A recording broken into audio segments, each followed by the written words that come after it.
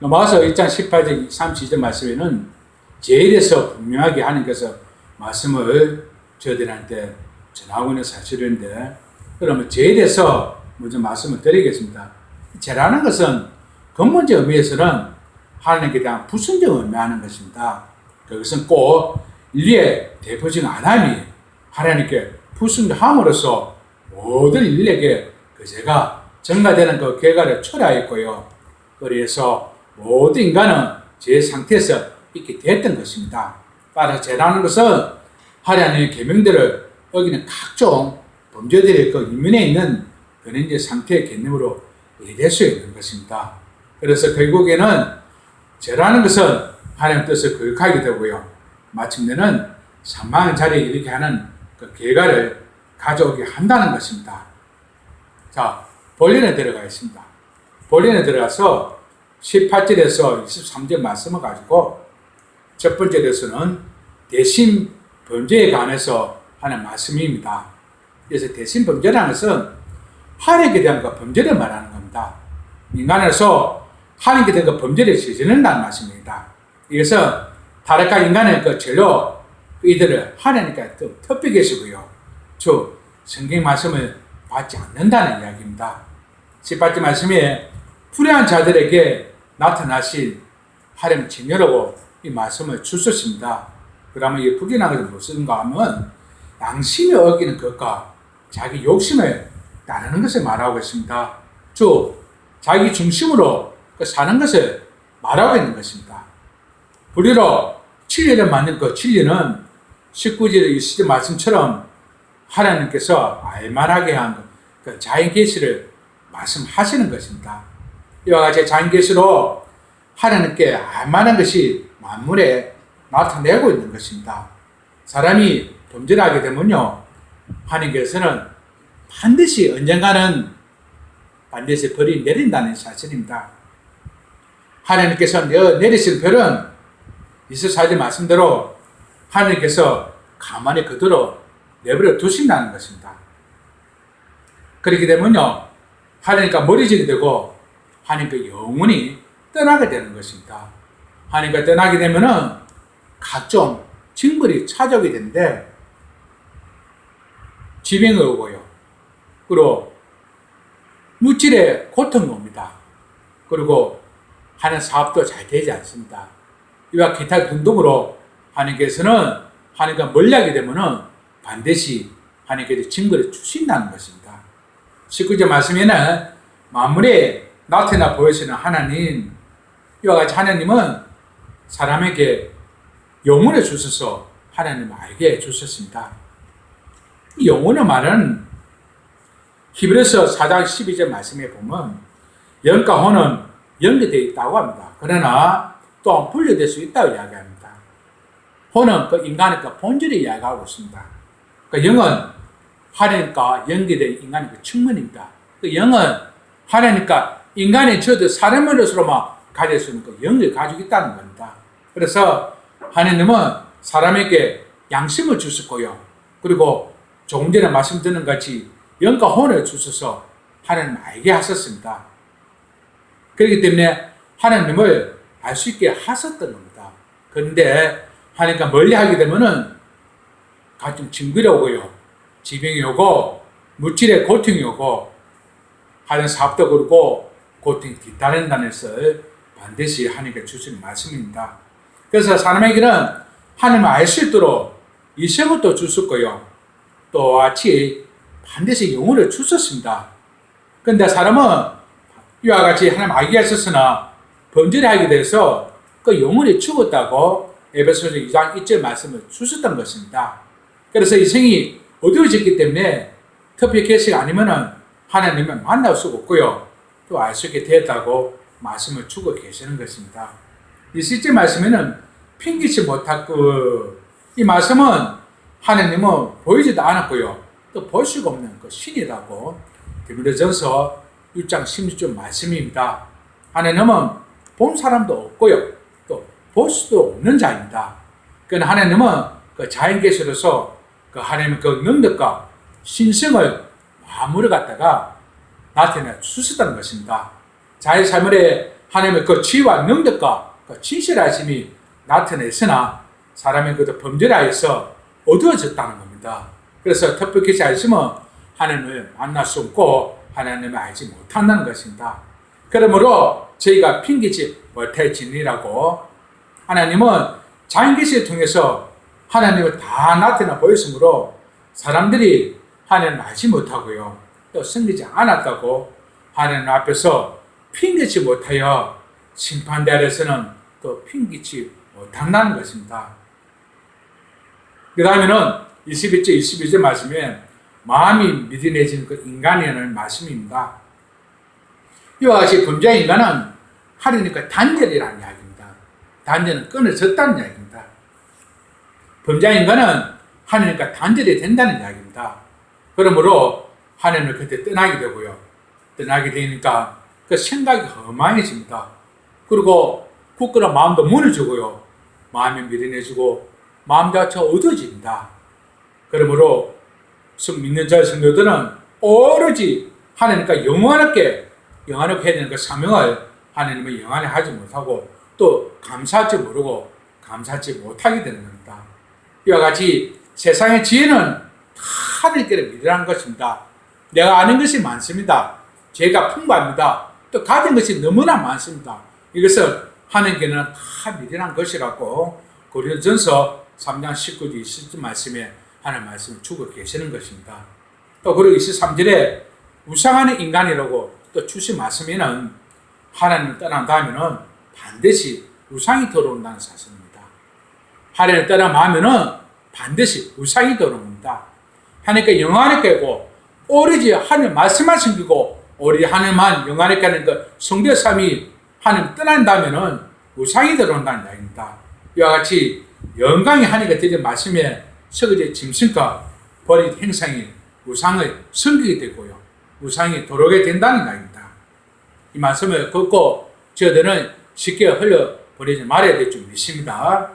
두 번째입니다.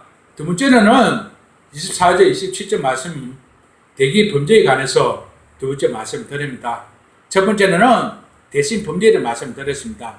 대신 범죄는 하나님과 범죄하는 것에 대신 범죄라고 말씀드렸고요. 두 번째에서는 대기 범죄에 대해서 말씀을 하나님께서 주시고 계십니다. 대기 범죄라는 것은 자기 자신에게 가는 그 범죄를 말하고 있습니다.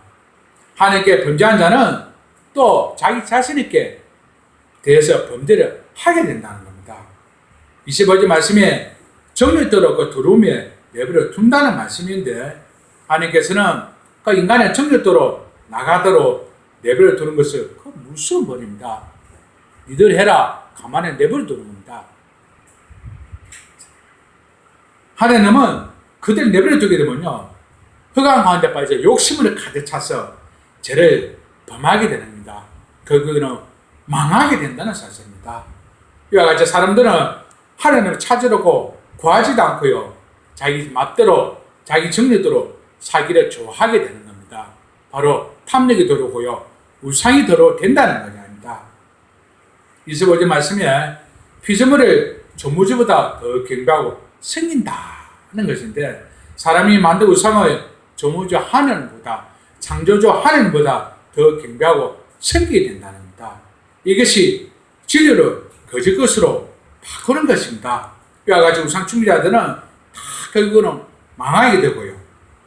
결국에는 주님의 영혼을 찬송을 받게 된다는 것입니다. 26절 7절 말씀에 부끄러운 일을 행한 자는 자신의 마지막에는 상당한 엄청난 보응을 받는다는 겁니다. 하나님께서는 성범죄에 대해서도 상당한 보응을 받게 하셨습니다. 보응이라는 것은 성과 악이 그 원인을 거기가 떠서 대가품을 받는다는 이야기입니다. 제가 죄를 지었습니다. 하나님께 영원할 줄 모르고 하나님께 떠남을 해가지고 우상의 탐욕을 위해서 제가 우상의 승리자가 됐고 그 모든 것이 하나님께 영원할 줄 모르고 죄를 저지르게 되었습니다. 그래서 하나님은 그들을 내버려 두신다는 겁니다. 네 마음대로 해라고. 근데 결국에는 하나님께는 반드시 보응으로서 대가품을 받는다는 겁니다. 진 제대로 반드시 하나님께서 증거를 주신다는 그 말씀입니다. 세 번째로서는 28절 32절 말씀을 가지고 대인 문제에 대해서 하나님 주신 말씀입니다. 첫 번째로서는 대신 문제를 말씀하셨고요. 두 번째로서는 대기 문제에 말씀하셨고요. 마지막 세 번째로서는 대인 범죄에 대해서 주신 말씀입니다. 대인 범죄라는 것은 사람과 그 사회에 대한 그 범죄를 이야기합니다. 사람에 대한 그 범죄인데 합당적인 뭐를 행하게 된다고 28절 주신 말씀입니다. 사람들이 그 마음에 하나님을 두기를 싫어하게 되면 하나님께서도 그 인간에 치우치지 않고 그대로 내버려 둔다는 이야기입니다. 하나님의 보호가 떠난 그 사람은 반드시 마귀가 들어오게 돼요. 그 마귀가 들어와서 모든 합당치 못한 일을 하게 된다는 이야기입니다. 이는 하나님께서 그 상처나 마음대로 내버려 두기 때문이라는 이야기입니다. 29절에서 32절 말씀을 가지고 합당치 못하리. 또 이 말씀은 하나님을 떠난 자들이 그 저지르는 범죄 행위가 21가지가 있다고 하나님께서 말씀하고 계십니다. 첫 번째에서는요, 모든 불의를 주고요. 두 번째는 추악이고 탐욕을 주고요. 악인이 가득한 자가 되고 시기하게 되고 또 살인을 저지르게 되고 분쟁을 일으키고요.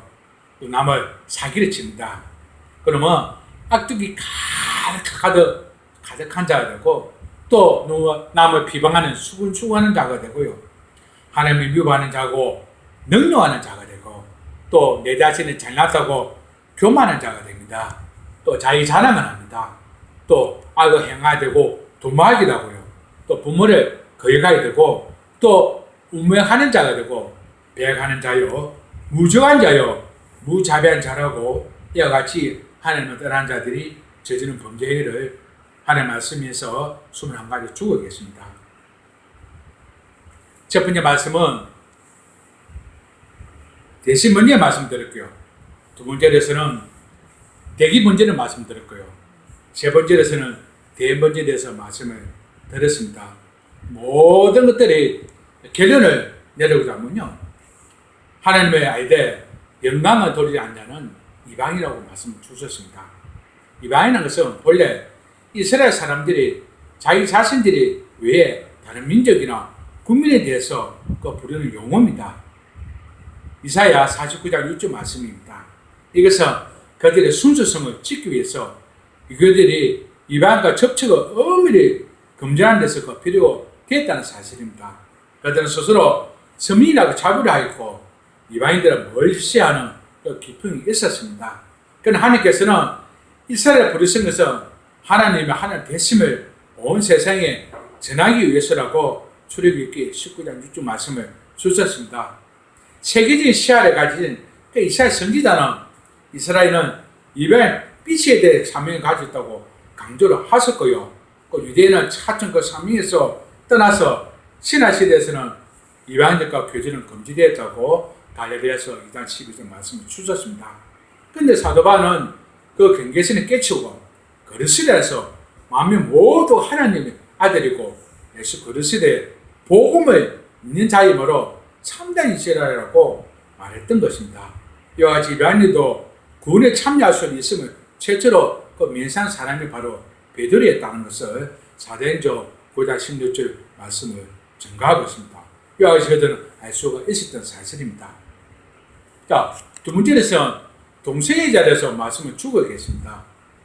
20세기 말부터 동성애가 급급하게 늘어나기 시작하였습니다. 최근에는 동성애 권익을 보호하려고 목청이 이렇게 거세지고 있는 사실입니다.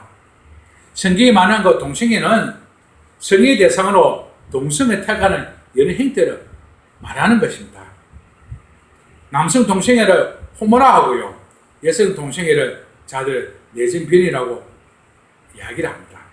성경에 나타나는 이들은 종교 이유로 동성을 행했다고 하는 말씀을 기록되고 있음을 저들은 깨달을 믿습니다. 22절에서 30 말씀에 인간이 하나님의 영광을 가졌다고 주셨습니다. 인간의 본분은 하나님께 영광이 되면서 사는 것이라고 고린도전서 6장 20절 말씀입니다. 그런데 그 인간이 그 마음에 하나님 두기를 싫어하는 그 병이 걸렸습니다. 하나님 안에서도 하나님의 영광을 하지 않았습니다. 하니까 감사하지도 않았습니다. 마귀의 가르침을 받아서 자기 자신이 영광을 받으려고 합니다. 또 이렇게 됨으로써 하나님과 같아지라고, 하나님보다 높아지라고 하고 있다는 사실입니다. 이같이 생각이 험악해져서 하나님의 영광을 인간에게 돌려드니 마지막 마침내는 금수와 버려질 행수로 바꿔버린다고 23절의 말씀을 주셨던 것입니다. 이 하나님께서는 인간을 타락한 대로 그대로 내버려 두셨다고 24절 말씀을 주셨습니다. 버려두셨다. 이 함은 하나님께서 도벌식을 중단하셨다는 말씀입니다. 엄마가 태어나서 아기를 도벌기를 하지 않고 중단하고 내버려 둘 것 같으면 아이는 그 운명은 반드시 죽는 것입니다. 그게 바로 죽음입니다. 하나님께서는 저들 사랑하셔서 하나님 뜻을 행하지 않고 하나님께서 내버려 두고 그를 둔다는 것은 그것이 바로 저들에게 죽음이라는 사실입니다. 하나님의 도우심에 받지 못하는 그 인간의 운명도 바로 죽음이라는 사실입니다. 그래서 사람의 마음이 죽음의 그림자인 그 불의와 최악으로 가득하게 되는 겁니다. 죽음이 임박할수록 또 욕심에 대가고 악의와 시기와 가득 차게 됩니다. 남은 시각이 되고요. 남은 비방하게 되고요. 내가 스스로 높아질 군만하게 되고 시기하고 그렇게 되는 것은 실제적으로 마음으로 사람을 죽이게 된다는 겁니다. 그리고 남을 죽여서 사기를 또 능하게 되고 자기 자신을 속이게 되고 그렇게 된다는 것이 마귀의 밥이 된다는 이야기입니다.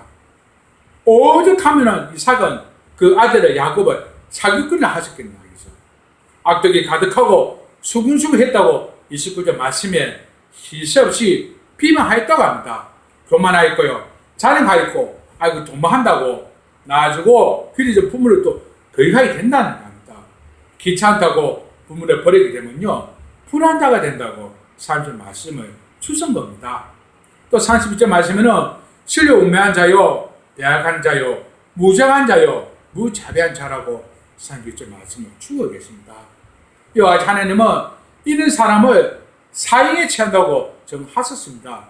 그럼에도 불구하고 사람들은 이를 죄를 지키며 행할 뿐만 아니라 또 남한테 근악이라고 남을 갖다가 속인다는 겁니다.